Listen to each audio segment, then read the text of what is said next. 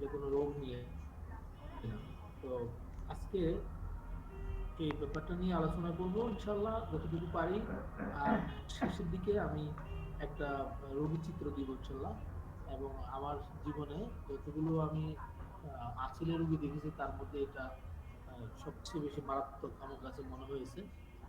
যদিও ইনশাল্লাহ আশা করি রোগীটা ভালো হবে, তো আমি আপনাদেরকে পরে দেখাবো এটা। আগে একটু আঁচিল সম্পর্কে একটু আলোচনা করিনি। আমরা তো জানি যে আঁচিল একটা এটা একটা বিনাইন একটা গ্রোথ এই স্কিনের মধ্যে হয়। এটা এটা আমরা জানি যে এইচপিভি বা হিউম্যান প্যাপিলোমা ভাইরাসের কারণে এটা হয়ে থাকে।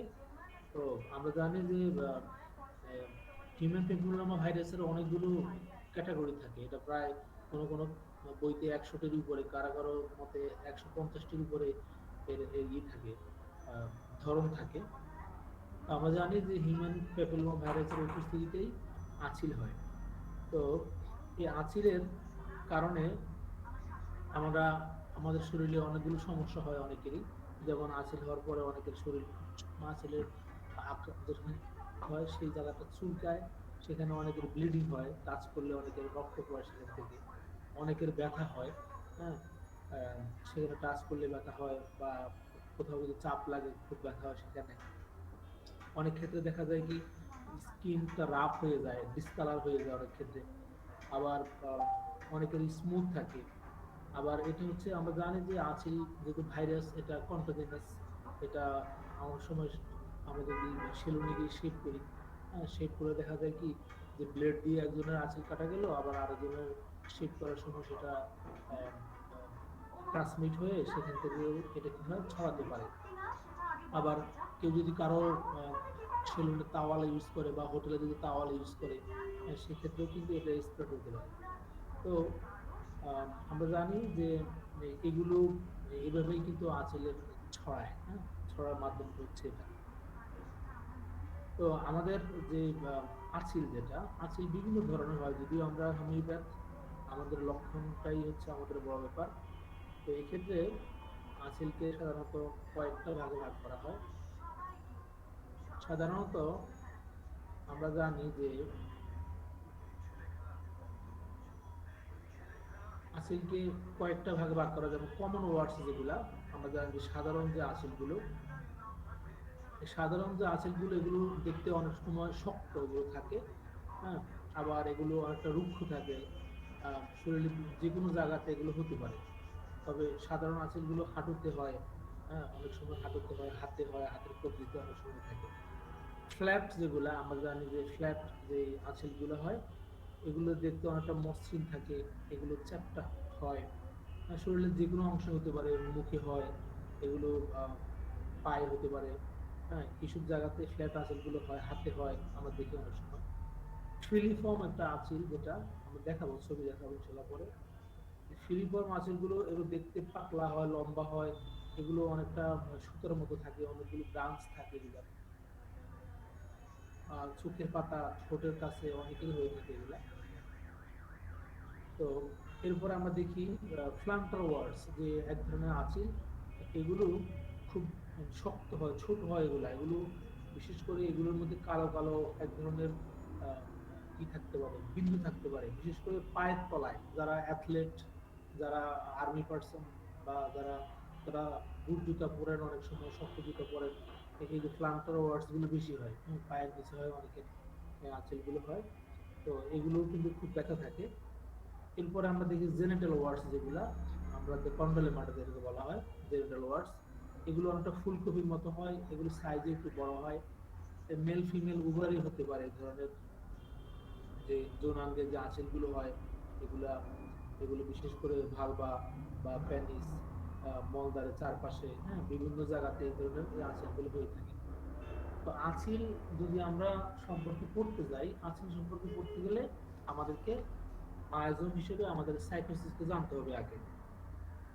সাইটোসিস যদি আমাদের জানা থাকে তাহলে আমরা আঁচিল চিকিৎসা করতে পারবো। যেহেতু আমরা এভাবেই, আমি যেভাবে বললাম যে বিভিন্ন আঁচিলের ধরন বিভিন্ন ধরনের, কিন্তু এটা দিয়ে আমরা অনেক সময় এভাবে ওষুধ দিলে আমরা সফল হব না। কারণ আমরা যদি একজন আঁচিলের রোগী আমাদের কাছে আসে, আমরা যদি দেখি যে আঁচিলগুলো শক্ত ঘনরি থাকে বা নরম থাকে, এগুলো অনেকটা শিঙের মতো থাকে। ওই রোগীটা যদি আমরা যদি দেখি তার জিহ্বাটা দেখি যদি সাদা থাকে বা ঠোঁটে থাকে বা ওখানে ফার থাকে, এবং রোগীর যদি আমরা দেখি যে রেডিয়েট হিট, যেটা যে রেডিয়েট হিটে তার রোগগুলো সমস্যাগুলো বাড়ে বা কষ্ট বাড়ে যায়। হ্যাঁ, যেমন আমরা জানি চুলার কাছে গেলে বা এই ধরনের তাপে তাপে ওদের রোগগুলো বেড়ে যায়।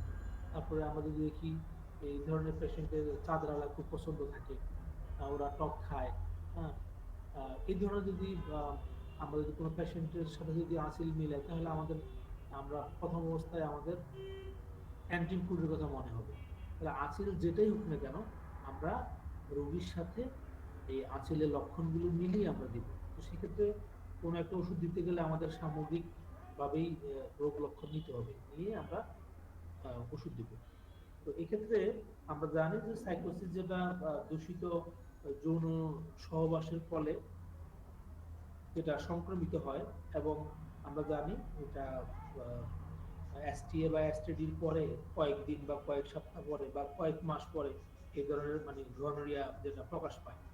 এবং এই গনোরিয়া প্রকাশ পেলে এটা শরীরে আমরা জানি যে আভ্যন্তরে এই যে এর একটা বিকাশ ঘটে, এবং বিকাশ ঘটে আমরা জানি যে রোগ বৃষ্টির কারণে একটা শরীরের উপমাংস যেটাকে বলি আমরা কন্ডলমেটা বা ওয়ার্ডস যেটাকে বলি না কেন, এটা প্রকাশ পায়। এবং এই যে কন্ডলমেটা যেটা, এটা বিভিন্ন ধরনের ধরন আমি বলছিলাম এর আগে।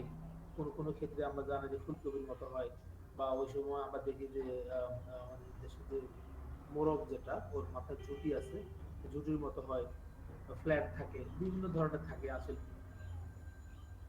তো এই আসিলগুলো সাধারণত যেটা আমরা দেখলাম যে সাইকোটিক বা সাইকোসিসের কারণে বা দূষিত যৌন সহবাসের কারণে এই এই ধরনের অবস্থাটা সৃষ্টি হয়। তো আমরা তো দেখি যে অ্যালোপ্যাথিক ডাক্তারের কাছে আসলে ধরতে গেলে ওনারা সেক দেয়, ওনারা কেটে ফেলে, ওনারা স্যালিসিলিক অ্যাসিড দেয়, হ্যাঁ, বিভিন্ন ধরনের ওনারা চিকিৎসা অপচিকিৎসাটা করেন। যার কারণে হয় কি, এগুলো দেখা যায় স্থানিকভাবে যদি আসিল নাও থাকে, তাহলে না থাকলেও সাইকোসিসের সমস্যার কারণে রোগটা অন্যদিকে টার্ন করে। এতে দেখা যায় কি মানব মানব শরীরে বিভিন্ন ধরনের সমস্যা সৃষ্টি হয়। তো সাইকোসিস মায়োজমের ক্ষেত্রে আমরা যেটা জানি যে যে উদ্বেগ যেটা আমরা যেটা বলি উপমাংস, যেটা উপমাংস সদৃশ যদি কোনো লক্ষণ হয়, যেহেতু সাইকোসিসের যেটা হচ্ছে অ্যাক্সেস, যেটা আমরা জানি বাড়তি, হ্যাঁ, যেটা বেশি হবে, হ্যাঁ, যেটা শরীরের মধ্যে আমরা জানি যে যেটা কোষ যেগুলো আর কি, এগুলোর যেটা মাত্রাধিক্য, যেটা মাত্রাধিক্য বা সংখ্যা বৃদ্ধি, যেটা অতিরিক্ত সংখ্যা বৃদ্ধি বা মাত্রাধিক্য, এটাই হচ্ছে সাইকোসিসের এটা মূল একটা নিদর্শন, যেটা আমরা জানি। তারপরে আমরা জানি আহ, যে সাইকোসিসের পেশেন্ট গুলো আমরা জানি এরা সন্দেহ প্রবণ থাকে, এরা হ্যাঁ খুব সন্দেহ প্রবণ থাকে যে কোনো ব্যাপারে। আবার এরা জিনিসপত্র সবকিছু ভুলে যায়, এরা মনে থাকে না, মনে রাখতে পারে না আমরা জানি। এবং অনেক অতীত ওদের মনে থাকবে, কিন্তু সমসাময়িক গুলো ওরা মনে রাখতে পারে না। রিসেন্ট যেটা হয়েছে সেটা ওরা মনে রাখতে পারবে না, কিন্তু অনেক আহ, অতীত ঘটনাগুলো তারা মনে রাখতে পারে। এটা সাইকোসিস একটা লক্ষণ। তো আমরা তো জানলামই প্রথমেই যে আচিল বা আচিলের মতো যেটা এক্সট্রা গ্রোথ, যেটা সেটাই সাইকোসিস। তবে যে সাইকোসিস যেটা আমরা জানি যে এরা খুব ঠান্ডা মাথায় থাকে। পৃথিবীতে যত হত্যা হয়, হ্যাঁ, যত ধরনের অপকর্ম হয়, এই সাইকোসিস এরা কি করে, বুদ্ধিদাতা এরা, হ্যাঁ, এরা মূলে থাকে, এরা হ্যাঁ, এরা মূলে থাকে। এরা ভিত্তি যেটা সোরা এবং সাইকোসিস এগুলো হচ্ছে যুগলবন্দি যেটাকে বলা হয়, হ্যাঁ, এরা মদতদাতা হিসেবে কাজ করে। আর সাইকোসিসে আমরা জানি এই যে এদের একটা আত্মহত্যা করার মতো একটা টেন্ডেন্সি থাকে।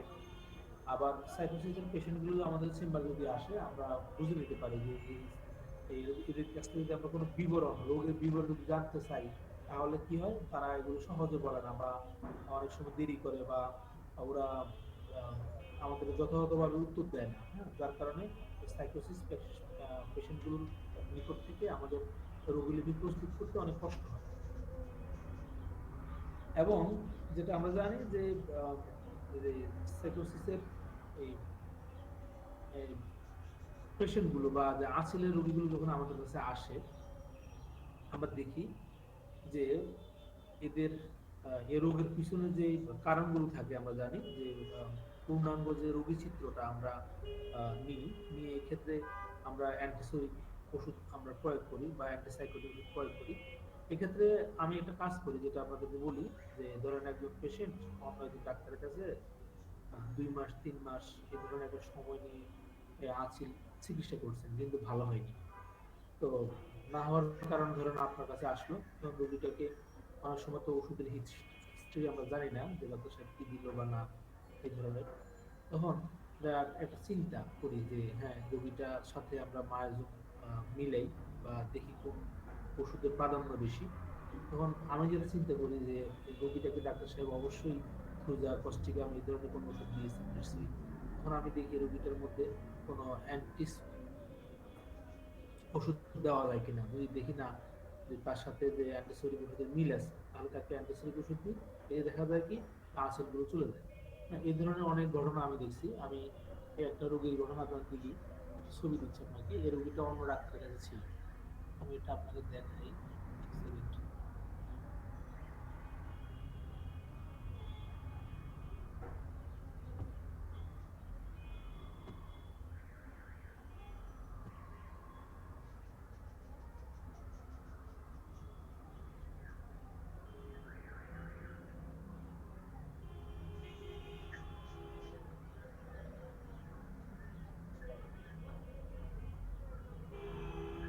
আপনারা দেখতে পাচ্ছেন? জি স্যার, দেখা যাচ্ছে। জি, দেখা যাচ্ছে, দেখা যাচ্ছে। এই পেশেন্টটা দেখেন হাতের মধ্যে অনেকগুলো আছে এগুলা। এই আঁচলগুলো নিয়ে আমি পেশেন্ট আমার কাছে আসছিল। উনি অন্য ডাক্তারের ইয়েতে ছিল, চিকিৎসাধীন ছিলেন। আমি ভাবছিলাম যে উনি তো নিশ্চয়ই ডাক্তার সাহেব ওনাকে থ্রুজা বা এই ধরনের কোনো ওষুধ দিয়েছেন। তার সাথে আমাদের কাছে আসার পরে আমি ওনাকে দেখলাম, দেখে আমি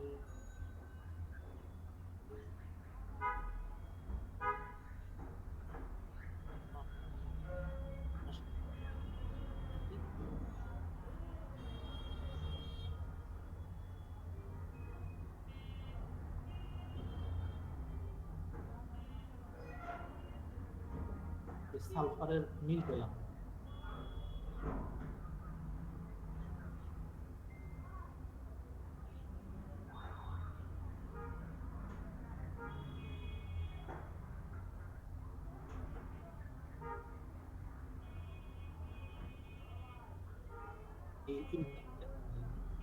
এগুলো সব এরকম করে। তো এটা আসলে একটু চিন্তার ব্যাপার। মানে যে অ্যান্টিবায়োটিক ওষুধ 7টা ডাক্তার আছে, ওটা খাওয়ার পরে জ্বর কমে না, অন্য ডাক্তারকে রোগীর জ্বর ভালো হয়ে যায়, কিন্তু দেখা যায় কি ওই ডাক্তারও ভালো হিসেবে পরিচিত হন।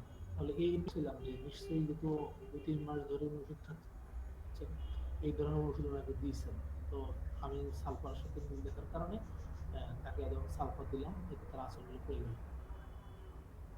আচ্ছা, তাহলে আমরা এই আঁচিল চিকিৎসার কথাটা একটু বলে নিই। তাহলে যে আমরা যখন রোগীর ক্ষেত্রে রোগীর টোটালিটি অফ সিমটম নিব, আমরা কেস চেকিং করব। তাহলে এর রোগী চিত্রের ভিত্তিতে আমরা তার জন্য সুনির্দিষ্ট ওষুধ আমরা দিব। নেওয়ার পর আমরা যদি দেখি যে তার ছোরাটা প্রচ্ছন্ন, সেখানে যে ছোরার বিকশিত অবস্থায় আছে, তাহলে আমরা সেখানে অ্যান্টিসেপ্টিক ওষুধ দিব। এবং তারপর আমরা কি দিব? তারপর আমরা তাকে অ্যান্টিসাইকোটিক ওষুধ দিব। কারণ যেহেতু আঁচিল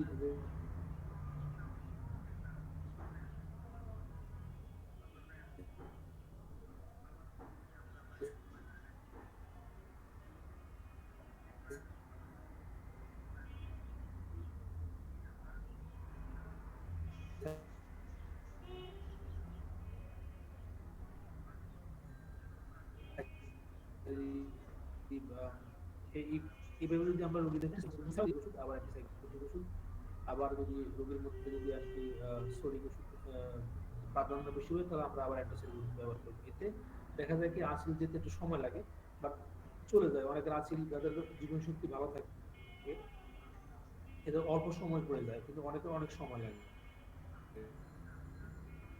আর যখন এই যে রোগীর মধ্যে যে আমরা জানি যে প্রমহর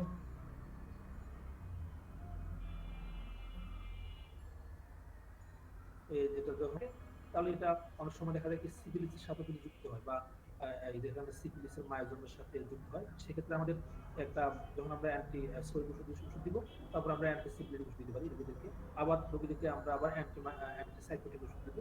এভাবেই যে মায়োজমের প্রাধান্য বেশি দেখবো সেই মায়োজম ওষুধ দিয়ে আমরা এই রোগীদেরকে ভালো করতে পারবো। তো আসলে চিকিৎসার ক্ষেত্রে সাধারণত আমি এভাবেই করি, যেটা আপনাদেরকে জানালাম। আর আসল চিকিৎসার জন্য তো আমরা যে অনেকেই শুধু বাধা ধরা, যে থুজা কস্টিকাম এইসবগুলো বেশি ব্যবহার করি, কিন্তু আসলে আমরা যদি রেপার্টরি দেখি, বা যদি আমাদের সত্যিকারের চিকিৎসা যদি দেখি আমরা, তাহলে আমাদের প্রচুর ওষুধ আছে যে আসিলের জন্য, হ্যাঁ, যেগুলো আমরা ব্যবহার করি। যেমন আমি, যেটা আমরা জানি যে কন্ডালিমাটার ক্ষেত্রে আমাদের অনেকগুলো ওষুধ আছে বড় আঁচলের ক্ষেত্রে। আমি আপনাদেরকে একটু দেখাতে চাই সেটা।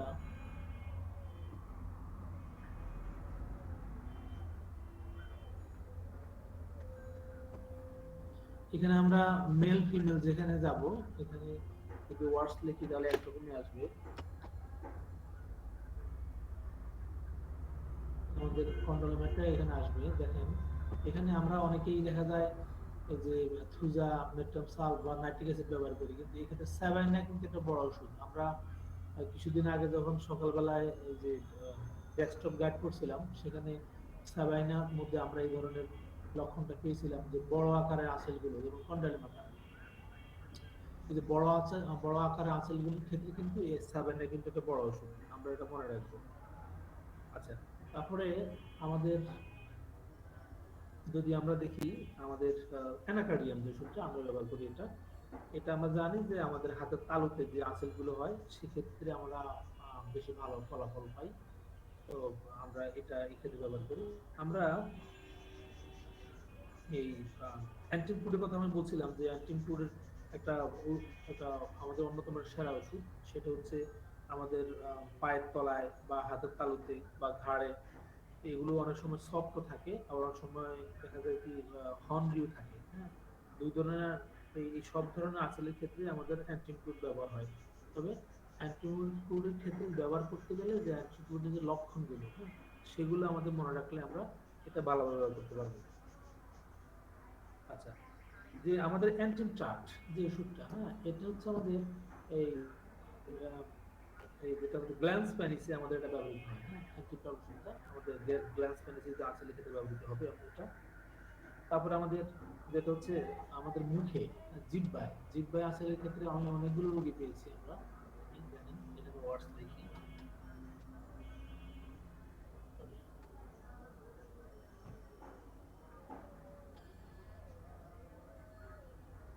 টাঙ্গের ক্ষেত্রে যে আঁচলের ওষুধগুলো আছে, অরামনিউস, দেখেন এই অরামনিউর ওষুধটা,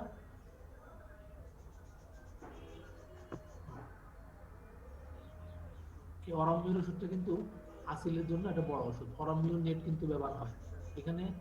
অনেক ক্ষেত্রে আমি ম্যাডোনিয়াম ইউজ করেছি, ম্যাডোনিয়াম ইউজ করেও এখানে ভালো রেজাল্ট পেয়েছি, কারণ রোগীদের সাথে মিল ছিল, হ্যাঁ, যার কারণে। আপনারা কি দেখতে পাচ্ছেন? জি স্যার, জি জি স্যার, দেখা কিছু যাচ্ছে। দেখা যায়। জি। আজকে কি আব্দুল্লাহ স্যার আছেন নাকি? স্যার আব্দুল্লাহ মামুন আছে, স্যার নোয়াখালী আছে। ও আছেন, জি, ভালো। আচ্ছা, আমি আজকে এই ক্লাসের পরে 2-1 মিনিট আমার একটু মনে করে দিন, ভুলে গেলে 2-1 মিনিট আজকে আমি আপনাদের উদ্দেশ্যে কিছু বলবো, হ্যাঁ, আপনারা 2-1 মিনিট একটু থাকেন। আচ্ছা, ঠিক আছে। তো দেখেন, প্রাণ যদি আমাদের যদি ইয়ে হয়, আসিল যদি হয়, এই ক্ষেত্রে আমাদের অরামমেটটা কিন্তু ওষুধ, অরামমেটটা কিন্তু ভালো ওষুধ, যদি লক্ষণ যদি মিল থাকে, অরামমেটালিকাম। তো অরামনি গ্রুপের ওষুধগুলো কিন্তু এই জিহ্বার আসিলের জন্য সেরা, হ্যাঁ। এটা অরামমিউ নেট দেখেন, অরামমেরুটিকাম, অরামমেটালিকাম। এরপরে আমি থ্রুজা, হ্যাঁ, সাইকোটিক প্রো, এই ওষুধগুলো কিন্তু আহ, আমাদের এখানে ব্যবহৃত হয়, হ্যাঁ, পেটারসনের ব্যাসিলাস স্টাফিসেরিয়া, এই ওষুধগুলো আমাদের জিহ্বার আসিলের জন্য এটা আমরা ব্যবহার করি। আচ্ছা, তারপর আরেকটা ওষুধ হচ্ছে এই ক্যালকেরিয়া ক্যালসিনেটা, একটা ওষুধ আছে 3x হিসাবে ব্যবহার করে অনেকেই। এটা মানে সব ধরনের আঁচলের ক্ষেত্রে অনেক ব্যবহার করে। আমরা তো জানি যে আমাদের ক্যালকিলিয়ার কার্ভ, হ্যাঁ ক্যালকিলিয়ার কার্ভ ওষুধটা আমরা জানি যে মোটা সোটা থল থলে, হ্যাঁ, এই ধরনের পেশেন্টদের ডিম বিশেষ করে হার্ড বয়েল এগ খাওয়ার ইচ্ছা থাকে, যারা যাদের মাথায় খুব ঘাম হয়, তাদের অ্যাসেন্ডিং অ্যাগ্রাভেশন সেই যদি উপর দিকে উঠতে গেলে তাদের ভয়, অন্ধকারে ভয়, হ্যাঁ তাদের বিভিন্ন ধরনের ই থাকে, ব্যবসা বিজনেস এগুলোতে তাদের ভয় থাকে আমরা জানি, অকৃতকার্য হওয়ার ভয়। তো এই ধরনের লক্ষণ যদি আমরা পাই ক্যালকুলেট পারবো আমরা সেখানে ব্যবহার করতে পারি, এতেও কিন্তু আমরা ভালো রেজাল্ট পাই। তারপরে আমাদের ক্যালকুলেট ফ্লোর, ক্যালকুলেট ফ্লোরের আঁচলগুলো আমরা জানি এগুলো মাথার মধ্যে অনেক সময় দেখি যে শক্ত থাকে, এগুলো খুব হার্ড থাকে, এটার জন্য আমরা ব্যবহার করি। আবার যে আমাদের যে ক্যানাবিস ইন্ডিকা, হ্যাঁ ক্যানাবিস ইন্ডিকা আমরা এটা হচ্ছে আমাদের পুরুষ পুরুষ যে জননেন্দ্রিয়ের যে যেটা আবরক, যেটাকে আমরা বলি পিফিস বলি, যে এই রিজনে যদি হয় সেক্ষেত্রে আমাদের ক্যানাবিস ইন্ডিকা ওটাও একটা ভালো ওষুধ আমার জন্য। তারপর আমরা কার্বানোমেলিস ওষুধটা ব্যবহার করি, যেটা আমরা জানি যে যেসব ফোড়া বা শক্ত ধরনের ফোড়া খুব ব্যথা থাকে, পেকে যায় না, এসব ব্যবহার করি।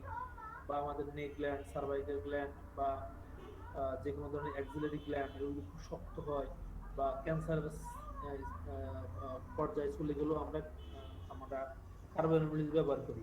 তাহলে আমাদের এই কার্বোঅ্যানিমোলিজ রোগীর ওষুধ এইগুলা মানে আমরা কার্বোঅ্যানিমোলিজ কিন্তু আমাদের শরীরের বিভিন্ন জায়গাতে এই যদি এটাও কিন্তু আমাদের আজকের জন্য লাগে। তারপরে আমাদের অনেক ক্ষেত্রে আমরা দেখি যে ব্রেস্টে যদি আঁচিল হয়, দেখেন আমরা এখানে দেখি, এখানে ক্যাস্টর ইকো একটা ওষুধ আছে, আমি ব্যবহার করি, আমি এটা রুগী পেয়েছি, এই জন্য আমি বলতেছি আপনাদেরকে। ওয়ার্ডস দেখেন এখানে, এর ম্যামিতি দেখেন, ব্রেস্টে দেখেন এখানে নিপলও আছে, ম্যামিতি দেখেন এই ক্যাস্টর ইকো, হ্যাঁ একটা ওষুধ, হ্যাঁ আমি এটা ব্যবহার করছি এখানে। আর এই যে মর্গান গার্ডনার সিপিএল থ্রিজা যদি নিপলে যদি আঁচিল হয়, হ্যাঁ, তাহলে আমার কথা হচ্ছে যে আমরা ধরেই শুধু অনেক ক্ষেত্রে যে থুজা থুজা থুজা, এক্ষেত্রে অনেক অনেক ক্ষেত্রে কিন্তু আহ, বিফল, অকৃতকার্য হওয়ার সম্ভাবনা বেশি থাকে। যে অন্যান্য ওষুধগুলো কিন্তু যে আঁচিলের জন্য আমরা ব্যবহার করতে পারি, থুজার আঁচিল হলে থুজা দিয়ে যাবে, কিন্তু অন্যান্য লক্ষণের সাথে আমাদের সাদৃশ্য রেখেই দেওয়া উচিত আমি মনে করি। আচ্ছা, তাহলে আমাদের যে কস্টিগাম একটা ওষুধ, তারপরে আমি বলি যে কয়েকটা ওষুধের কথা। কস্টিগাম একটা ওষুধ, এটা এমন একটা ওষুধ আমরা জানি এটা আমাদের যে হাতের বিশেষ করে আমাদের এক্সট্রিমিটিতে যে আঁচলগুলো হয় আমরা দেখি, এক্সট্রিমিটিতে যে আঁচলগুলো হয় আমরা এখানে আঁচলগুলোর ক্ষেত্রে আমরা দেখবো।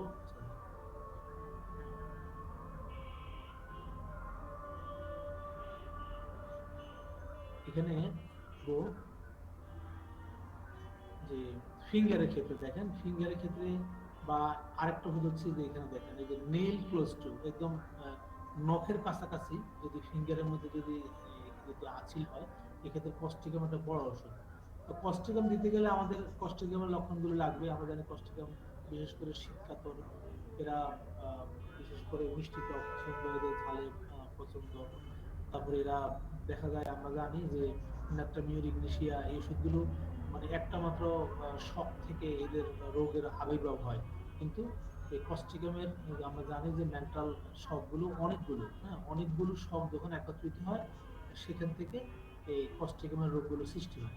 তাহলে একটা যদি হয় একটা শক থেকে বা একটা প্রেমে ব্যর্থ হয়ে যদি কোনো রোগ হয় সেক্ষেত্রে আমরা ন্যাট্রামিউর ইগনিশিয়ার কথা চিন্তা করি। কিন্তু এই কস্টিকাম হচ্ছে গ্রুপ অফ অনেকগুলো শক যখন এক জায়গায় একত্রিত হবে সেখান থেকে কস্টিকাম।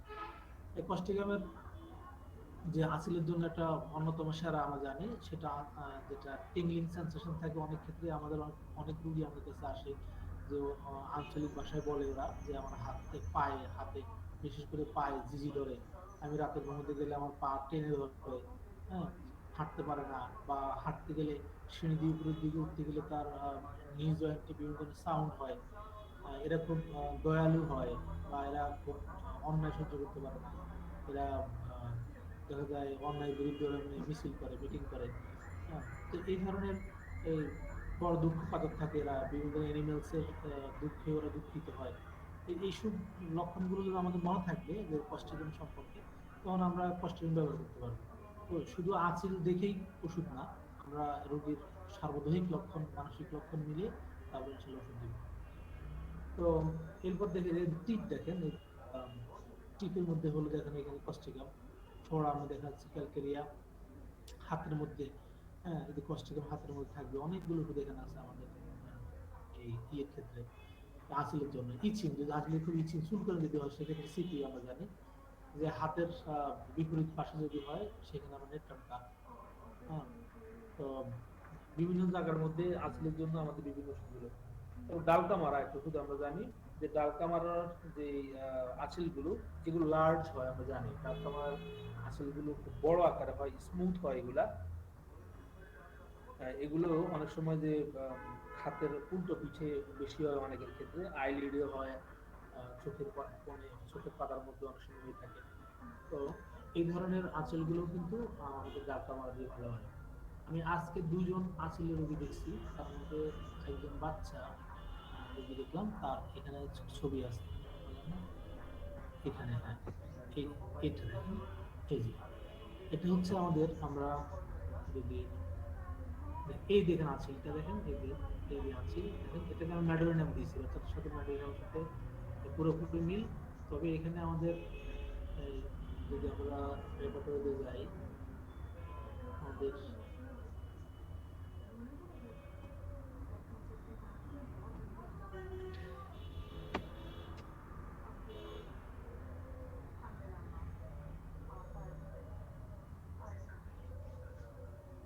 ওই যে আঁচলে যাই, দেখেন ফিলিফর্ম যে আঁচলগুলো, এগুলো খুব বেশি পাওয়া যায় বর্তমানে।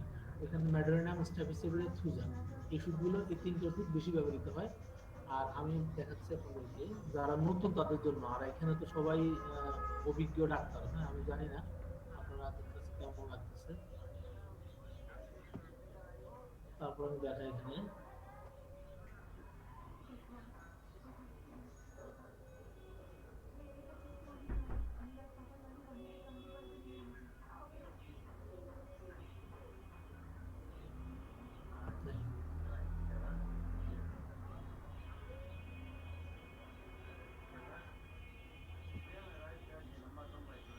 এই দেখেন এটা হচ্ছে ফিলিফর্ম ওয়াট। এই ধরনের আমরা যখন রোগী চিকিৎসা করতে যাই, মনে হয় যেন এখান থেকে দেখেন এই যে এইভাবেই এগুলো মানে বের হয়ে আসে। আপনারা তো অবশ্যই চিকিৎসা করতেছেন, হ্যাঁ আপনারা দেখতে পাচ্ছেন আপনারা স্যারেরা?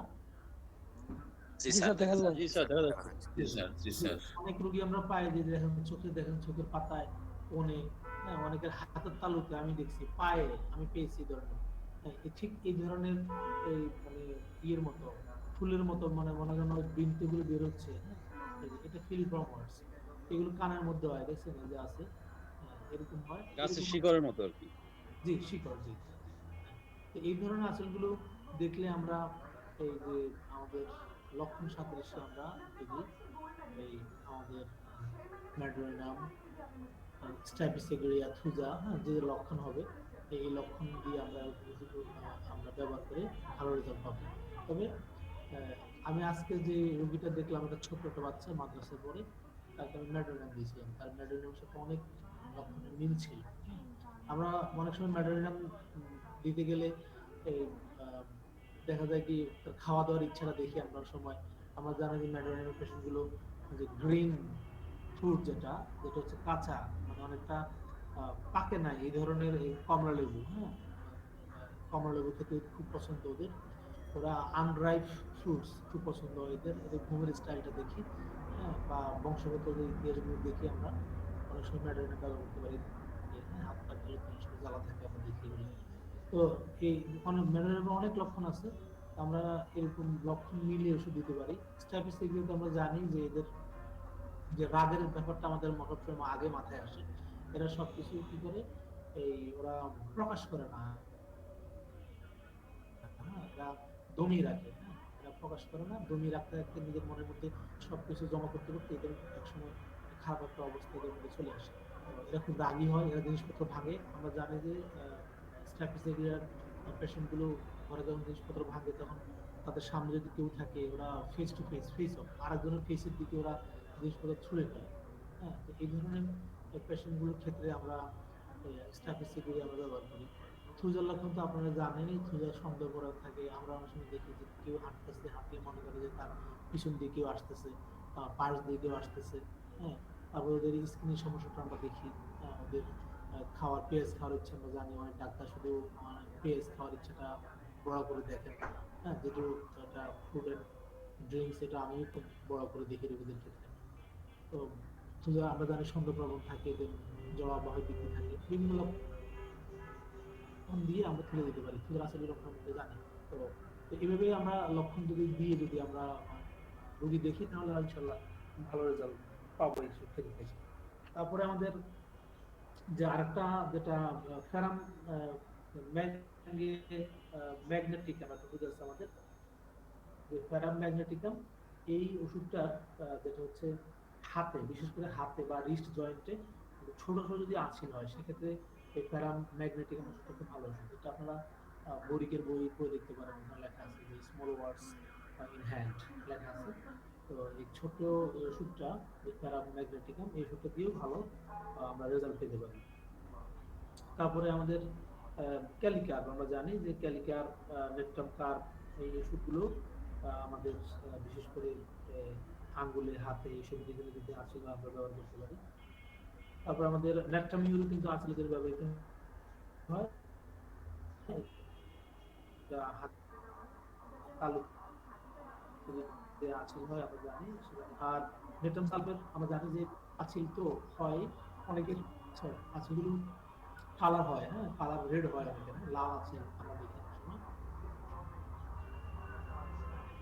আমরা দেখি এখানে যে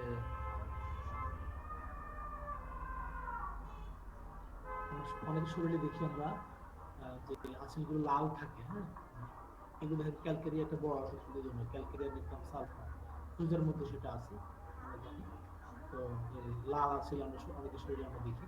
আর অনেকের দেখি আমরা যে আঁচিলগুলো টাচ, হ্যাঁ টাচ করলে সমস্যাগুলো বাড়ে। এক্ষেত্রে আমাদের ল্যাকটিক অ্যাসিড, স্ট্যাফিসিগুইয়া, আমাদের এখানে হিপার সালফার আসতে পারে যদি হিপার আসে যায় ছোট আকারে। বাট এই যা হিপারের যেমন শীত কাতরতার ব্যাপার যে ওরা সর্বোচ্চ গ্রেড যেটা আমরা সেটার দিকে দেখবো।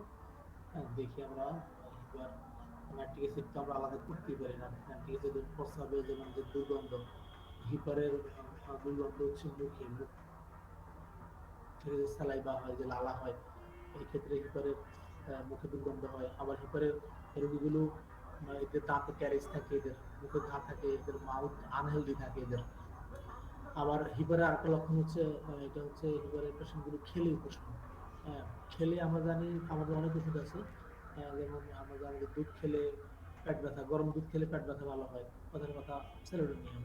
আবার খাওয়া খেলে আমাদের অ্যানাকার্ডিয়া হয়, কিন্তু অ্যানাকার্ডিয়া ঠান্ডা খাবার খেলে তার রোগ যন্ত্র বেড়ে যায়। কিন্তু হিপারসাপ এমন একটা ওষুধ যেটা খেলে তার সার্বজনীন লক্ষণগুলো সে বেটার ফিল করে, 100% সে বেটার ফিল করে যখন সে খায়।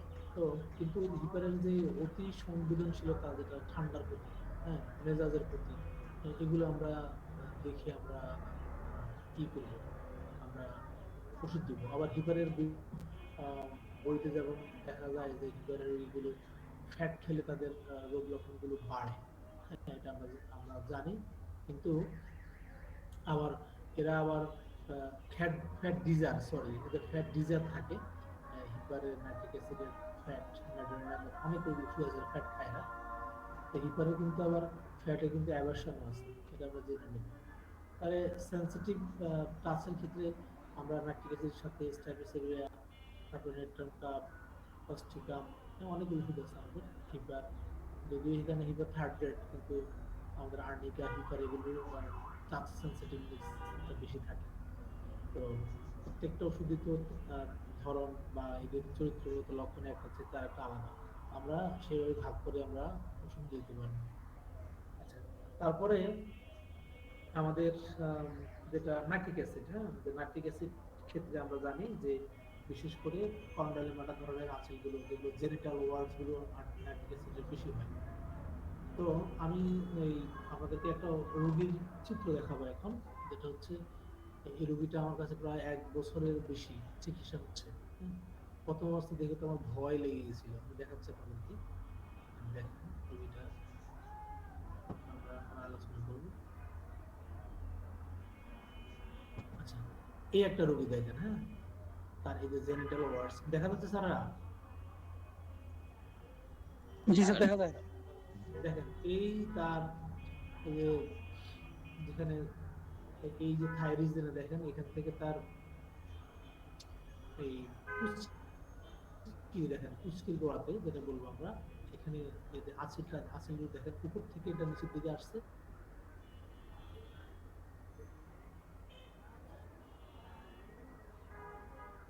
এটা বিভিন্ন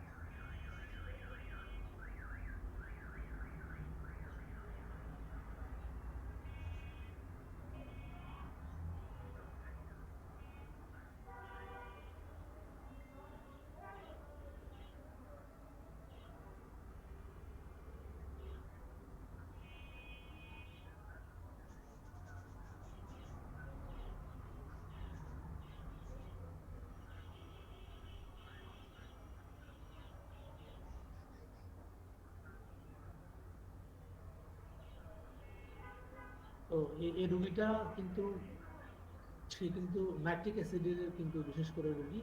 তবে নাইট্রিক অ্যাসিডের পাশাপাশি তাকে আমি সাহায্যকারী হিসেবে অন্যান্য ওষুধ দিয়েছি। তার প্রতিখানে ঠিক একই ধরনের আছিল। এর আগে তার ভাইটা এটা সমবয়সী, এটা সমবয়সী ভাই ছিল এই যে আমেরিকান রিজনের কাছাকাছি। তার এর হচ্ছে এখানে আছে, তার এরকম আছে, তার হচ্ছে ফোন এসে দেখো তো কে আছে।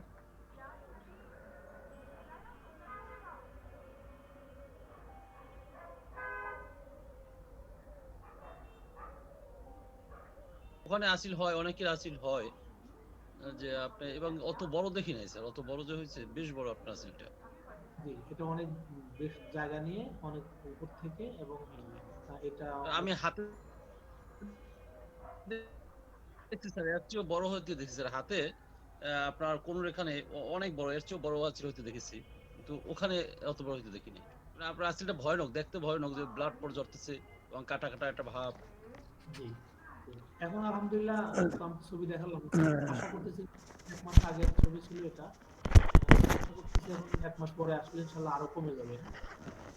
সে এখন ল্যাকটিক অ্যাসিড চলতেছে, এখন ল্যাকটিক চলতেছে। মাঝে মাঝে আমি তাকে সালফার অন্যান্য ওষুধ তাকে দিয়েছি আর মাঝে মাঝে।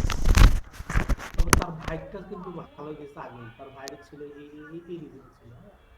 আমেরিকা ছিল না, পাশে ছিল এটা, তারটা ভালো গেছে। তো এই একটা রুগী আমি অনেক রুগী দেখছি। দেখেন আরেকটা রুগী দেখাই। এটা আমাদের হাসপাতাল থেকে একজন ডাক্তার আছেন, অর্থোপেডিক্স। তো উনি আমার কার্ড নিয়ে যান, হ্যাঁ? প্রায় কার্ড নিয়ে যান, কারণ ওনারও এই এই প্লান্টার ওয়ার্ডস ছিল। তো উনি আমার কাছে একদিন সেলুন দোকান আসার চুল কাটাতে আসছেন, তখন আমার সাথে দেখা। তো বলে আপনি এখানে আমার চেম্বার থেকে চেম্বারে আসলেন, এসে খুব প্লিজড করে আমাকে এই সমস্যা বললেন। তো ওনাকে ওষুধ দিয়েছি আমি একবারে, উনি আলহামদুলিল্লাহ ভালো হয়েছেন। তারপর থেকে উনি রুগী পাঠান আমার কাছে। তো এই দেখেন উনি ওনার পাঠানো রুগী, দেখেন এই যে, উনি এরকম কোনো রুগী দেখলে, হ্যাঁ, উনি আমার কাছে পাঠিয়ে দেন। তো এই ভদ্র মহিলা দেখা যায় কি তার এই যে বুড়ো আঙ্গুলের মধ্যে দেখা যায় এই ধরনের আচরণ ছিল, খুব শক্ত ছিল এগুলা। ওনার কিন্তু অ্যান্টিমপুরের সাথে মিল ছিল, উনি কিন্তু অ্যান্টিমপুরে ভালো না। হ্যাঁ, দেখেন সবগুলো পুরো যায়, বেশি সময় লাগে না এগুলো করতে, এটা 2-2.5 মাস সময় লেগেছিল। হ্যাঁ, এই দেখেন সব করে গেছে। তবে এই ক্ষেত্রে অ্যান্টিমপুরের পরে তাকে সালফার দিতে হয়েছিল। হ্যাঁ, তো এতে কিন্তু তার তখন সবগুলো করে দেবে। এখানে কিন্তু আমি কোনো এক্সটার্নাল ইউজ কিন্তু দিই না, বুঝছেন? যদিও অনেকেই চুজার চুজার এক্সটার্নাল ইউজের কথা বলেন,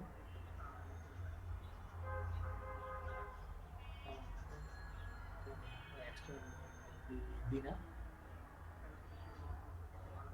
রোগীদেরকে বুঝেই দিই। হ্যাঁ, এখন যেটা করি রোগীদেরকে বুঝাই যে দেখেন সব আমারও ক্ষুধা মারাটা পরে ওষুধে দিয়ে দিই। তো যে কোনো যে আমাদের যে মায়ের জন্য রোগী যখন ফিরে আসবে তখন যে মায়ের প্রাধান্য বেশি থাকবে, তো সেই মায়ের জন্য ওষুধটা আবার দিই। পরে আবার যদি দেখি যে তার অ্যান্টিসাইকোটিক যদি বেশি সময় লাগে অনেক ক্ষেত্রে কারো ১-১.৫ মাস বা ১ মাস অনেক ক্ষেত্রে খুব তাড়াতাড়ি চলে যায়। তো আপনাদের সবাই এই আঁচলগুলো যদি অ্যালোপ্যাথিতে বা অন্য পদ্ধতিতে ভালো করতে যেত তাহলে তাদের কত কষ্ট করতে হতো। তারপরে নাইট্রিক অ্যাসিডের কথা তো বললাম যে নাইট্রিক অ্যাসিড পেশেন্টগুলো আমরা জানি যে ও যে নাইট্রিক অ্যাসিডের কদিন আগে একটা রোগী লিখছিলাম আমি যে আমরা একদিন রাতের ক্লাসে যে এমএল সাহেব যে ইন্ডিয়ান ডক্টর যেটা ক্লাস নিয়েছিলাম যে নাইট্রিক অ্যাসিডের কথা বলছে তারা কখনোই ক্ষমা করতে পারে না, ক্ষমা তারা করতেই পারে না। তো এরকম একটা পেশেন্ট দেখছিলাম আমি, একটা মহিলা তার মানে হাতে পায়ে সোরেসিস ধরনের চর্মরোগ, সে গরুর মানে গোবর যেটা বলি আমরা গরুর বর্জ্য পদার্থ এগুলো তার গরু পালে। হ্যাঁ, তো তার সাথে নাইট্রিক অ্যাসিডের পুরা মিল ছিল। তো আমি ওনাকে বললাম যে আপনি গোবর টোবর ধরবেন না, যেহেতু আপনার ওই যে বলে আমি না ধরলে একটু কাজে পরবর্তী ধরবেন। তো উনি এই দেখলাম যে নাইট্রিক অ্যাসিডের সাথে মিল এবং তাদের পার্শ্ববর্তী যে ঘর আছে প্রতিবেশী কয়েক বছর হয়ে গেছে। হ্যাঁ, উনি কথা বলেন, আমি বললাম কথা বলে ওরা ওদের মতো আমি আমার মতো রাগ করছে, আমার কথা খারাপ কথা বলছে তাই যার কারণে আমি তার সাথে কথা বলি না। উনি ঈদও বলেন না যে ঈদ হয় আমাদের রোজার ঈদ কোরবানের ঈদ বলে না, আমি বলি না। হ্যাঁ, তো আমি নাইট্রিক অ্যাসিডের একটা বড় লক্ষণ আমরা জানি। তো এই জন্য ওনাকে নাইট্রিক অ্যাসিড দিয়েছিলাম, অনেক আগে দিয়েছিলাম, পরে স্যারও কিছু বললেন লক্ষণের গুরুত্বটা ভালো লাগলো আমার। তো আমাদের যে নাইট্রিক অ্যাসিডের আঁচড়গুলো আমরা জানি যে ফুলকপির মতো হয়, এগুলো যে কোনো জায়গাতে হতে পারে, তবে জেনেটিক রিজনে বেশি হয় এগুলো। হ্যাঁ, এগুলো ক্র্যাক হয় এগুলা আমরা জানি, এবং এগুলো থেকে দুর্গন্ধ হয়। হ্যাঁ, এই দুর্গন্ধ হয় এবং অতি সহজেই এগুলো থেকে রক্ত যায়, মানে গোসল করার পরে বা ইয়ে হয় ওয়াশিং এর পরে ব্লিডিং হয়। তো এগুলো নাইট্রিক অ্যাসিডের আঁচড় বলে আমরা জানি। আচ্ছা, আমাদের আরেকটা ওষুধ হচ্ছে এটা খুবই ব্যবহৃত হয় আঁচলের জন্য, সেটা হচ্ছে রুটার। হ্যাঁ, রুটার আঁচলগুলো আমাদের যে হাতের তালুতে অনেক আঁচল হয়, সেক্ষেত্রে আমরা রুট ওষুধ ব্যবহার করতে পারি। তারপর যে আমাদের সাসাপ্রিলা ওষুধটা আমরা ব্যবহার করি, এটা হাতের আঙ্গুলে বা হাতে, হ্যাঁ, যদি সাসাপ্রিলা লক্ষণ আমরা পাই ব্যবহার করতে পারি। আর সিপিআর ওষুধ আমরা জানি যে সিপিআর এই আঁচলগুলো কিন্তু চুলকায় এবং এটা সারা শরীরে যে কোনো জায়গাতে হতে পারে। সিপিআর রোগীর কনস্টিটিউশন পেলে আমরা সিপিআর ব্যবহার করলাম। আচ্ছা, আর পূজা তো আগেই বলছিলাম পূজার কথা, আমরা এইসব লক্ষণে আঁচলগুলো দিতে পারি লক্ষণ আর কি। তো আমাদের শুধু যদি ওয়াশ দেখি আমরা, আমাদের এখানে প্রায় আমরা যদি আঁচল লিখে আসবো স্ক্রিনে প্রায় আমাদের মনে হয় ১০০-এর উপরে উঠে আসছে, মনে হয় যে ১১২টা ওষুধ আছে আমাদের এখানে। আমাদের সবচেয়ে বড় ওষুধগুলোর মধ্যে আমরা দেখি এখানে ডায়াটাকা, বেলেডোনা, যে আমরা আমরা জানি যে টিকা, হ্যাঁ, টিকা দেওয়ার ফলে যে সাইকোটিক মায়োজমের যে এই উৎপত্তি যেটা আমরা জানি, সেখানে আমাদের বেলেডোনা একটা বড় ওষুধ এটার জন্য। আমরা আসলে ক্ষেত্রে ওই সময় সুজা বা বেলেডোনা, আমরা স্যালিসিয়া, অ্যাকোনাইট অনেক ওষুধ আমরা ব্যবহার করি আমরা টিকার কুফলের জন্য।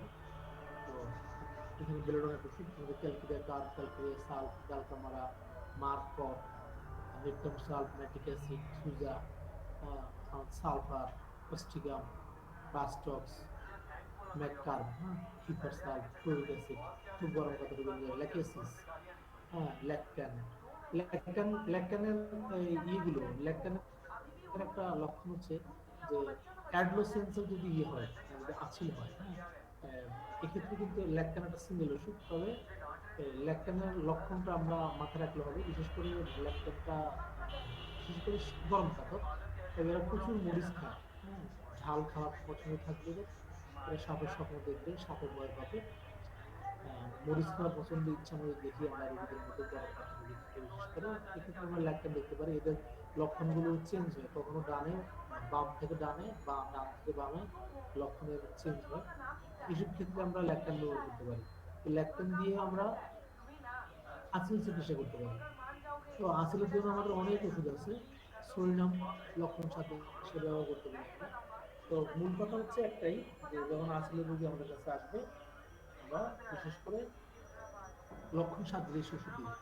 আর এটা দিয়ে আমাদের কিন্তু আমি মনে করি যে একজন হোমিওপ্যাথি ডাক্তার, আমাদের এখানে অনেক ভাই আছেন যারা ধরেন পার্ট টাইম জব করেন এবং হোমিওপ্যাথি করেন। তবে আমার একটা আমি ছোট মানুষ, একটা উপদেশ হচ্ছে, এটা আমি সস্তা একটা কথা বলি, যে আপনি যখন দৌড় দিবেন, হ্যাঁ দৌড় দিলে ভালোভাবে প্রস্তুতি নিয়ে দৌড় দিতে হবে।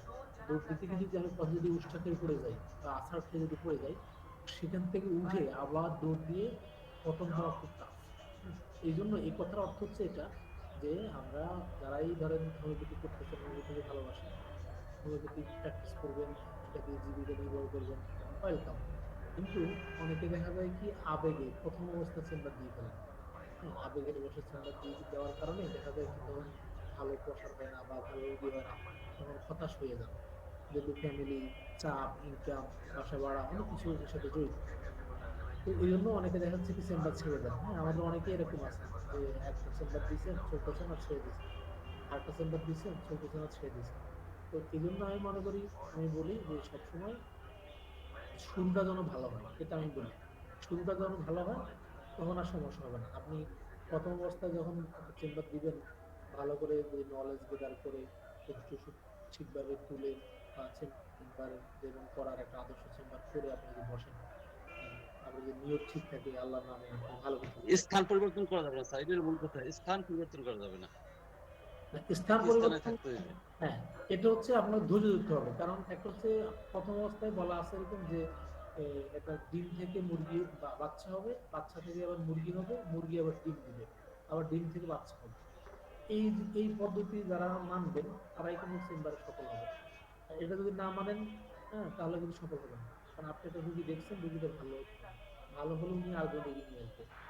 মানুষ প্রচার বা মানব প্রচারটা সবচেয়ে বড় প্রচার। আপনি সারাদিন টিভিতে অ্যাড দিতে পারেন, আসবে লোকজন আসবে, আপনি মিডিয়াতে অ্যাড দিবেন লোকজন আসবে, কিন্তু ওই যে মানব প্রচারে যেরকম আসবে সেরকম হবে না। হ্যাঁ, সেরকম আস্থা নিয়ে আসবে না। আপনার যদি কেউ যদি বলে যে আমি অমুক ডাক্তার কাছ থেকে কাপড়টা ভালো গেছে না, সে খুব দৌড়ে আসবে আস্থা নিয়ে। এই জি স্যার, জি এই স্যার। জিনিসটা তৈরি করতে হবে। হ্যাঁ, এই জিনিসটা তৈরি করতে হবে। তো আমাদের অনেক ভাই আছেন এরকম চেম্বার দিচ্ছেন,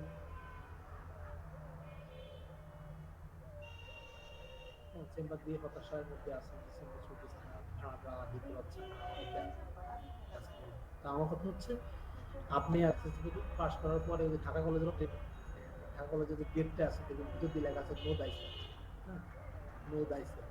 এই কথাটা যখন আমি ওখানে পড়তে গেছিলাম তখন দেখলাম, যে আমি নিজেকে জানতাম না যে আমার কতটুকু জানা আছে বা আমি কি করতে পারবো। আপনি যখন নিজের প্রতি একটা কনফিডেন্স হবে তখন আপনি চেম্বার দিবেন।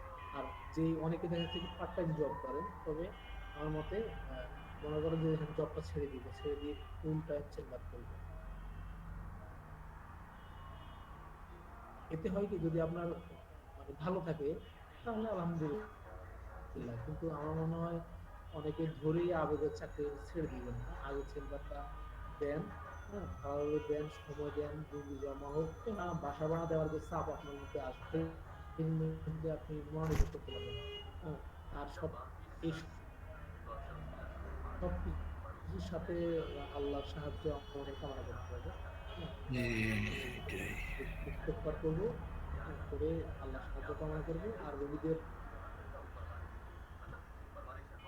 বাবা মা দোয়া দোয়া করতে হবে। আর তার সাথে আমি মনে করি যে আজকে আমার শেষ রোগী একজন, উনি ক্যান্সারের রোগী, উনি প্রি ক্যান্সারাস অবস্থার মধ্যে আছেন। অন্য হোমিওপ্যাথিক ডাক্তার দীর্ঘদিন ওষুধ খাওয়াইছেন ওনাকে, বলছেন যে রক্ত চলে গেলে ভালো হবে, ওনার রক্ত যেরকম অ্যানিমিয়ার মধ্যে পড়ে গেছে। তো আমি ওনাকে বললাম যে ওষুধ দিলেন 15 দিনের জন্য, 15 দিন পরে আপনি ইয়ে করবেন, একটা আলোচনা করবো। তো তো যেখানে আল্ট্রাসাউন্ড করতে যাবেন আমি ওই ডাক্তারের ওই ক্লিনিকের যে বস ওনাকে আমি ফোন দিলাম যে এরকম একটা পেশেন্ট আসবে আপনি এটা কাইন্ডলি দেখে দিয়ে, কারণ যিনি আল্ট্রাসাউন্ড করান উনি কিন্তু ইমেজিং এর উপর এমফিল করান, উনি খুব ভালো। আমাদের রামগঞ্জে উনি খুবই ভালো। তো ওনার চেম্বারে অনেক ভিড় থাকে। তো উনি আবার দেখা যায় কি আমার যে কোনো ডাক্তারে পাঠালে উনি ভালোভাবে দেখতেন না, উনি ভালো না। তো আজকে উনি করে আনলেন, আসার পরে আমার কাছে যখন রিপোর্ট নিয়ে আসছেন আসার পরে আমি দেখলাম তো ওটা ইউক্রেন মাস। ডাক্তার বলছেন যে 15 দিন পরে যেন আবার আল্ট্রাসাউন্ড করে, যেহেতু ব্লিডিং হচ্ছে ডাক্তার সন্দেহ করতেছেন যে ক্যান্সার স্টেজ কিনা। আর রোগীর ভাষ্য হচ্ছে যে আপনার কাছ থেকে নেওয়ার পরে আমার যে জ্বালা পোড়া ছিল, হাত পা শরীরে যে সমস্যা ছিল আমি বলতে পারতাম না, এগুলো আমার অর্ধেক কমে গেছে। তো এর একটা কাহিনী হচ্ছে যে উনি গাছের ব্যবসা করতো। তো একবার গাছ পড়ে মানে ওনার পিঠের মধ্যে গাছ টুকরা পড়ে, উনি খুব অসুস্থ হয়, উনি আঘাত পায়। তো আমরা তো কিছুদিন আগে মানে কোনিয়াম করছিলাম আমরা যে কোনিয়ামের যে ইউরিনারি ট্র্যাক্টে একটা বড় ধরনের ক্ষমতা আছে। সিস্টাইটিস বা ইউরিনারি ট্র্যাক্টে যদি কারো যদি আম, আহ, সমস্যা থাকে এবং কোনিয়ামের পেশেন্টগুলো দেখা যায় কি ওরা প্রস্রাব হ্যাঁ পুরোপুরি ক্লিয়ার করতে পারে না। নাক্স নাক্সের মতো একটা লক্ষণ কোনিয়ামের মধ্যে আছে, ওরা চেষ্টা করে প্রস্রাবটা ক্লিয়ার করার জন্য, কিন্তু ওরা যতটুকু চেষ্টা করে ওই ইউরিনারি ব্লাডারটা দেখা যায় কি মনে হয় ইউরিক রয়ে গেল। এই ধরনের লক্ষণ কিন্তু কোনিয়ামের মধ্যে আছে। আমরা জানি যে কোনিয়াম ক্যান্সারের একটা বড় ওষুধ। তো এই রোগীটা চলতেছে। তো যে কথা বলতেছিলাম যে রোগীর কাছ থেকে আমি যে টাকা মানে ডিমান্ড করছিলাম, পরবর্তীতে উনি তো আবেদন করে আসছেন, বলছেন যে আমি টাকার জন্য আমি এই এর আগে আসতে পারিনি, আলোচনা করার জন্য পরে আসছি। তো উনি আমার টাকা দিচ্ছেন, আমি তো সব টাকা রেখে দিতে পারতাম, কিন্তু আমি ওনাকে আমি 200 টাকা ব্যাক করলাম। উনি বলছেন না রিক্সাওয়ালা আমার বাড়ির রিক্সাওয়ালা আমাদেরকে বাড়িতে দিব। হ্যাঁ সমস্যা নেই স্যার আপনি রেখে দিন। তো তারপর ওনাকে আমি জোর করে 200 টাকা ফেরত দিই। তো এতে হলো কি যে রোগীটা ওখানে হাত তুললো, যে হাত তুলে আমাদের দোয়া করলো। কিন্তু এই যে একটা রোগীর 200 টাকা ফেরত দিলাম, এটা আমারও অত বড় লস হবে না ইনশাল্লাহ। কিন্তু এই তার যে ভালোবাসাটা যে জি বললাম যে এটা দেখা যায় কি সে যে অবস্থায় থাকুক, আমি অনেক রুগী মারা যাওয়ার পরে রুগীর গার্ডিয়ানরা 4 দিনে বা 40-এ খাওয়ায় দাওয়াত দেয়। এটা তো যাওয়া ঠিক না, আপনারা যাবেন না, ডাক্তারদেরকে আমি নিষেধ করি ব্যক্তিগতভাবে। কারণ এটা একটা মানে কি যে একটা মানে অন্যরকম একটা সমস্যা। আমি মনে করি যে আপনি এখানে যাবেন পরিচয় করে দিব লোকজনের মাধ্যমে যে উনি আমার ডাক্তার ছিলেন, উনি চিকিৎসা করছেন বাবাকে, উনি বাবা মারা গেছেন, তখন নিজেকে অন্যরকম হেল্পলেস মনে হবে। তো আমি এখানে কখনো যাই না, এটা আমার ব্যক্তিগত ব্যাপার। আমারও ভুল থাকতে পারে, আমার চিকিৎসার ক্ষেত্রে অবহেলা থাকতে পারে, নিজের একটা যে ইয়ে থাকে এই কৃতজ্ঞতা বোধ থেকে আমি যাই না এসব ক্ষেত্রে। তো এই জন্য যে ওই যে রোগীর গার্ডিয়ানরা আপনাকে 4 দিনে দাওয়াত দিচ্ছে কেন, যে ওই যে একটা সিম্পথির কারণে। আসলে এই ছোট ছোট ব্যাপারগুলো কিন্তু আপনার চেম্বার স্টাবলিশ হওয়ার একটা আমি মনে করি একটা কি হিসেবে কাজ করে। রোগী আসলো আমার কাছে, আমি রোগী যা বিল করলাম একদম কড়াই ঘন্টায় যদি সব আদায় করে নিয়ে যাই, হ্যাঁ একদম আমার 1000 টাকা ভিজিট 1000 টাকা দিতেই হবে। এতে হয় কি আমরা কি হব না, হ্যাঁ সফল হব। আবার আরেকটা পলিসি হচ্ছে এরকম ধরেন আপনার 50 টাকা আপনি বিল করলেন, রোগীর কাছ থেকে 50 টাকা কম রাখেন। আমি একমাত্র হোমিওপ্যাথ দেখে কথাগুলো বলতেছি, কিন্তু আমরা এক পরিবারের লোক। ওই যে আপনি 52 টাকা বা 55 টাকা আপনার একটা মুদি দোকান আছে সাপোজ, একটা রোগী সদা নিল 52 টাকা হলো, কিন্তু এই 1 টাকা 2 টাকার কিন্তু মূল্য তো বেশি না। হ্যাঁ কিন্তু রোগীর কাছ থেকে কড়াই গন্ডা হিসাব রাখা হয়, তখন রোগীরা প্লিজড হয় বা কাস্টমার প্লিজড হয়। তো ওই 1 টাকা 8 আনা 2 টাকা কম রাখলে রোগীরা খুশি হয় বা কাস্টমার খুশি হয়। তো যারা নতুন চেম্বার দিচ্ছেন বা দিবেন, হ্যাঁ তাদের এই কথাগুলো মনে রাখা জরুরি মনে করি। আর আমার মনে হয় এই সবকিছুর ক্ষেত্রে আপনাদের যদি এই থাকে, লক্ষ্য যদি অটুট থাকে, বিশ্বাস যদি আমাদের মরা থাকে, তাহলে ইনশাল্লাহ জয় হবে। হুম। আর আমি মনে করি যে হোমিওপ্যাথি আমার একটা, আমি না সবারই কথা, এটা এমন একটা স্বতঃসিদ্ধ একটা চিকিৎসা পদ্ধতি, এটা সরল অঙ্কের মতো। আপনার রেজাল্ট হলে মানে অঙ্ক মিলে গেলে আপনি নাম্বার পাবেন। হ্যাঁ তো তেমনি যদি ওষুধ সিলেকশন যদি ঠিক থাকে তাহলে ইনশাল্লাহ আপনি নাম্বার পাবেন। আর আরেকটা কথা হচ্ছে দেখেন আমাদের পার্শ্ববর্তী দেশ ইন্ডিয়া, দেখেন সুবিধার একটা সিম্পেথি বা একটা আত্মবিশ্বাস থাকে ইন্ডিয়ার প্রতি। কারণ ওখানে একটাই কারণ আমি মনে করি যে ইন্ডিয়ার ইন্ডিয়ার মধ্যে বাংলাদেশে অনেক মেধাবী ডাক্তার আছে, কিন্তু ওখানে যদি হসপিটালিটি যেটা যে ব্যবহার, রোগী ম্যানেজমেন্ট, এগুলো আমাদের দেশের ডাক্তাররা সময় কম দেন, ওনারা বেশি দেন, এসব কারণে রোগীরা ওখানে দৌড়ায়। আবার ইন্ডিয়ান অনেক ডাক্তার আমাদের দেশে এসে প্র্যাকটিস করেন, ওনারা ওই মানুষ ওনাদের কাছে যান, কারণ ওই ইন্ডিয়া হসপিটালিটি ভালো, রোগীর কেয়ার নেয় বেশি, সময় দেয়, সব কিছু জিজ্ঞেস করে। তো এই জিনিসগুলো কিন্তু আপনারা কিন্তু আমরা খেয়াল রাখতে হবে আমাদের, রোগীদেরকে সময় দিলে ওনাদের কথাবার্তাগুলো যদি আমরা মনোযোগ দিয়ে শুনি, তাহলে ওনাদের কনফিডেন্স বাড়বে এবং আস্থা বাড়বে, এবং আমাদের প্যাথির প্রতি বা আমাদের প্রতি তাদের আস্থা আসবে, এবং ওনারা চিকিৎসা রিলাই করবে। হ্যাঁ, এতে ইনশাল্লাহ আমরাও রোগী পাবো, এবং সমিতি ইনশাল্লাহ এগিয়ে যাবে। তো আজ আজ অনেক কথা বলে ফেললাম। তো শেষ কথাটা বলার উদ্দেশ্য হচ্ছে এটাই যে বাদ দিয়ে এখন এই বেশি হয় না, মাছিল নিয়ে টুকটাক যাই বললাম। আসলে সত্যি কথা হচ্ছে মাছিল চিকিৎসা সাধারণ হোমিওপ্যাথি চিকিৎসাটা যেহেতু দৈহিক লক্ষণ নিয়ে মানসিক সার্বদৈহিক, আমরা সব লক্ষণের সমষ্টি নিয়েই আমরা ওষুধ দিই।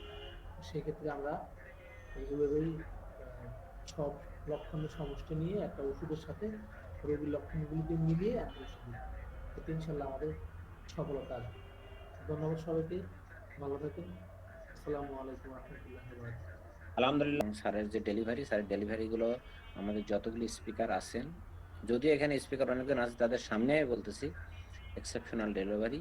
কারণ হোমিওপ্যাথি আর চিকিৎসার অন্যান্য যে বিদ্যা, এটা ম্যাচ করানো যাবে না। এর ভিতরে কিছু স্পিরিচুয়ালিটি আছে, তারপরে সেলফ কিছু টেকনিক আছে, কিছু ম্যানেজমেন্ট আছে, এবং কনফিডেন্স একটা ইম্পর্টেন্ট ফ্যাক্টর। কনফিডেন্ট হতে হবে। স্যার যা পড়িয়েছে তার থেকে আমার মনে হয় পরে যে 2-4 মিনিট বা 5 মিনিট কথা বলছেন, এই কথাগুলো বেশি গুরুত্বপূর্ণ।